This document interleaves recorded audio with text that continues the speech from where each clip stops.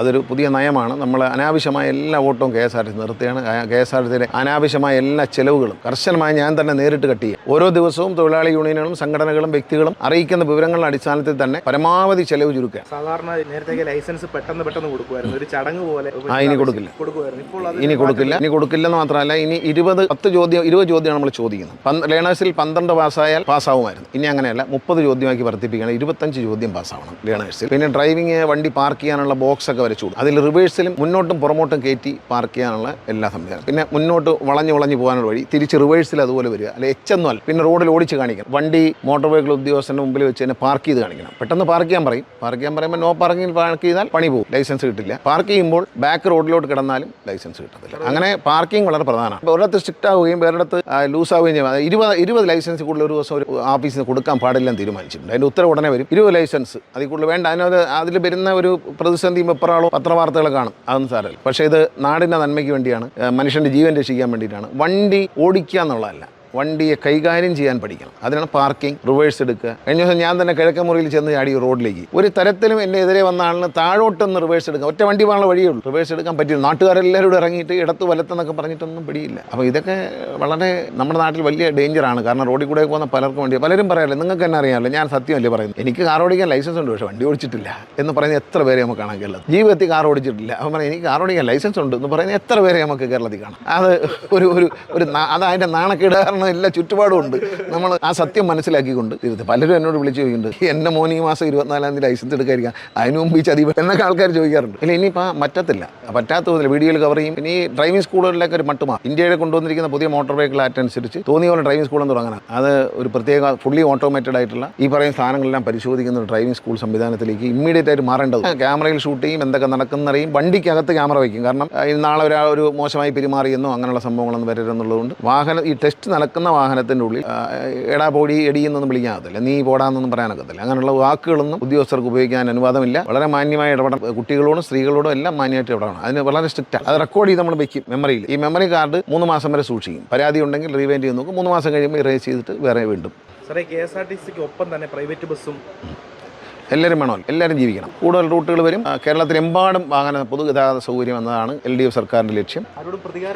ഒന്നുമില്ല, ജനകീയമായിട്ടായിരിക്കും റൂട്ടുകൾ തീരുമാനിക്കുന്നത്. ജനകീയമായിട്ടായിരിക്കും. MLA മാർ, പഞ്ചായത്ത് മെമ്പർമാർ, MP മാർ, പഞ്ചായത്ത് പ്രസിഡന്റുമാർ, മറ്റ് സംഘടന എല്ലാവർക്കും ജനകീയമായി ചർച്ച ചെയ്യാൻ, റൂട്ടുകളെക്കുറിച്ച് അഭിപ്രായം രേഖപ്പെടുത്താനും ഒരു അവസരമുണ്ടാകും.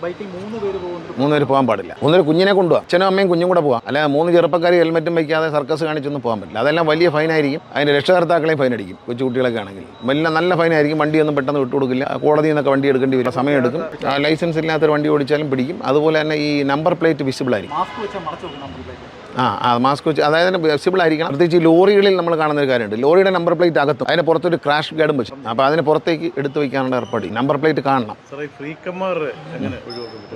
പിന്നെ അവരോട് ഞാൻ പറഞ്ഞില്ല, ഫ്രീക്കന്മാർക്ക് വേണ്ടി അവർക്ക് തന്നെ അവരെ നമ്മൾ അവഗണിക്കുന്നില്ല. അവർക്ക് പ്രത്യേകമായ ഒരു സ്ഥലം അവർ തന്നെ കണ്ടെത്തി അതിനകത്ത് സർക്കസ് ചെയ്യാനും തലകുത്തി മറിയാനും എല്ലാം സംവിധാനം ഉണ്ടാക്കിയിട്ട് വന്നാൽ പെർമിഷൻ കൊടുക്കുമെന്ന് ഞാൻ ആദ്യം പറഞ്ഞല്ലോ. അത് അവർ നമുക്ക് ബഹുമാനം തന്നെയാണ്. പക്ഷെ റോഡിൽ വേണ്ട. അവർ ചെയ്യുന്ന അഭ്യാസങ്ങളൊക്കെ കഴിവ് തന്നെയായിരിക്കാം, പക്ഷേ റോഡിൽ വേണ്ട എന്നുള്ളതേ ഉള്ളൂ. ഈ ഫ്രണ്ട് വീലിങ്ങനെ പൊക്കിയിട്ട് റോഡിൽ കൂടെ വേണ്ട. അത് വേറൊരു സ്ഥലത്ത് അവർ അതിന് സ്ഥലം സെലക്ട് ചെയ്തിട്ട് അറിയിച്ചു കഴിഞ്ഞാൽ പക്കതായ ഇൻഷുറൻസും കാര്യങ്ങളും, എനിക്ക് പറ്റുന്ന ആപത്തിന് ഞാനാണ് ഉത്തരവാദി എന്നൊക്കെ എഴുതി കൊടുത്താൽ തീർച്ചയായിട്ടും നടക്കും. 10 മണിക്ക് ശേഷം എല്ലാവരെയും പറയുന്ന സ്ഥലത്ത് ഇറക്കി വിടുന്നു. പണ്ട് ഞാൻ മന്ത്രിയായിരുന്നു പറഞ്ഞു, ഇപ്പോൾ വീണ്ടും അത് വരും. ഞാൻ ജീവനക്കാർക്ക് ഒരു സ്നേഹം നിറഞ്ഞൊരു കത്ത് വരുന്നുണ്ട് എൻ്റെ.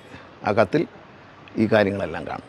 എന്തൊക്കെ നമ്മൾ ചെയ്യണം, എങ്ങനെ പെരുമാറണം, നമ്മളിത് രക്ഷപ്പെടുത്തിയെടുക്കുക എന്നുള്ളത്, KSRTC രക്ഷപ്പെടുത്തിയെടുക്കുക എന്നുള്ളൊരു മന്ത്രിയുടെ ഒരു MD-യുടെ ഒന്നും ചുമതലയാണ്. അതിന് ഏറ്റവും വലിയ ആവശ്യക്കാരൻ KSRTC ജീവനക്കാർ തന്നെ. അവർ അതിൻ്റെ കൂടെ സഹകരിച്ച് ആത്മാർത്ഥമായിട്ട് നിന്നാൽ വേറെ ഒരു തരത്തിലും പണം ചോരാതെയും ഇതിൻ്റെ കൃത്യമായ അഡ്മിനിസ്ട്രേഷനോട് മുമ്പോട്ട് ഞാൻ കൊണ്ടുപോകും. പക്ഷേ സഹകരിക്കണം.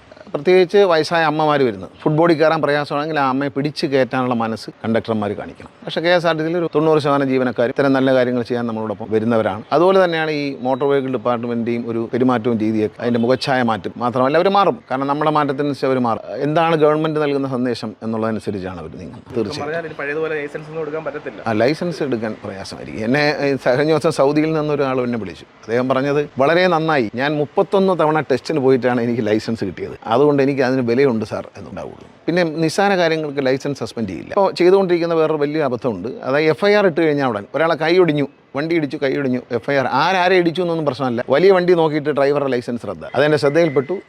ഇന്നോ നാളെയോ ഉത്തരവിറങ്ങും. ഇനിയും സീരിയസ് ആയിട്ടുള്ള ആക്സിഡൻറ്റുകൾ, മനഃപൂർവ്വമായ നരഹത്യക്ക് ശ്രമിക്കുക, വണ്ടി ഇടിച്ച് റെക്ലെസ് ഡ്രൈവിംഗ്, മദ്യപിച്ച് വണ്ടി ഓടിക്കൽ, ഇങ്ങനെയുള്ള കാര്യങ്ങൾക്ക് മാത്രമായിരിക്കും റദ്ദാക്കൽ. അല്ലാതെ ഒരു FIRൻ്റെ പുറത്ത് FIR എന്ന് പറയുന്നത് സത്യമാവണമെന്നില്ല.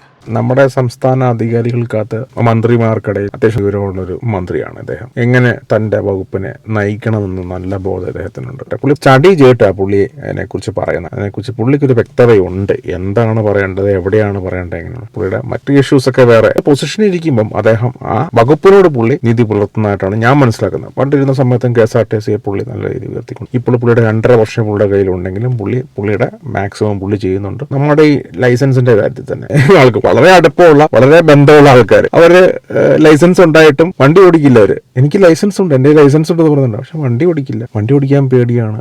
ലൈസൻസ് ഉണ്ട്. ഈ പേടി തട്ടുമെന്ന് പേടി, വണ്ടി പുറകെ നിന്ന് പോകുന്നു, ഈ പേടിയൊക്കെ മാറുന്നുണ്ടെങ്കിൽ ഇതുപോലെ രീതിയിൽ അവർക്ക് ലൈസൻസ് എടുത്ത് ടെസ്റ്റ് എടുത്ത് അവർ പാസ്സായ ലൈസൻസിന്റെ ഡ്രൈവിംഗ് ലൈസൻസ് ID കിട്ടുമായിരുന്നെങ്കിൽ അവർക്ക് ഈ പറയുന്ന പ്രശ്നം ഉണ്ടാകത്തില്ല. പേടിയും പറഞ്ഞവർ വെറുതെ ഇരിക്കില്ലായിരുന്നു. ഇന്ന് അവർ ആ വണ്ടി ഉരുട്ടുമായിരുന്നു. പക്ഷെ അവർക്ക് നമ്മുടെ ഈ സംസ്ഥാനത്തുള്ള ഇതേവരെ വന്നിരുന്ന ഈ സെയിം പൊട്ടിനെ കൂടെ അവർ നേടിയെടുത്തുകൊണ്ട് അവർക്ക് അതിന്റെ ആ വാല്യൂ അറിയത്തില്ല. പക്ഷെ വിദേശ രാജ്യങ്ങളിൽ എപ്പോഴും ഇങ്ങനെ ഗൾഫിലൊക്കെ പോയി പുള്ളി എടുക്കുമ്പോൾ കണ്ടില്ലേ, പറഞ്ഞ കേട്ടില്ലായിരുന്നു. 31 തവണ ട്രൈ ചെയ്തിട്ടാണ് അദ്ദേഹത്തിന് എടുക്കാൻ സാധിച്ചത്. അങ്ങനെ എടുക്കുമ്പോഴാണ് ഞാൻ നേടിയെടുത്തു. ജീവൻ വെച്ചുള്ള കളിയല്ലേ, ചുമ്മാ തമാശ കളിയല്ലേ. പലരും എടുത്തിട്ട് ചുമ്മാ വഴിക്കൂടെ അവിടെ അല്ലേ തോന്നുന്നതൊക്കെ കൊണ്ട് നിർത്തും. വൃത്തിയായിട്ട് കാര്യങ്ങൾ മനസ്സിലാക്കി ചെയ്യുന്നത്. അങ്ങനെ ലൈസൻസ് കിട്ടുമ്പോൾ അയാൾക്കും നല്ലതാണ്, വഴിയെ പോകുന്ന മറ്റുള്ളവർക്കും നല്ലതാണ്. അതുകൊണ്ടാണ് പറഞ്ഞത് ഇങ്ങനെയുള്ള കാര്യം എന്തുകൊണ്ടും നല്ലതാണ്. പുള്ളി വന്ന സമയത്തേക്ക് പുള്ളി അത് ചെയ്യട്ടെ. എന്നോട് യോജിക്കുന്നവരും കാണും, വിയോജിക്കുന്നവരും കാണും. ഞാൻ ഇതിനോട് യോജിക്കുന്ന ഒരു വ്യക്തിയാണ്. വീഡിയോ ഇഷ്ടപ്പെട്ടെങ്കിൽ ലൈക്ക് ചെയ്യുക, ഷെയർ ചെയ്യുക, സബ്സ്ക്രൈബ് ചെയ്യുക. Okay, bye, take care.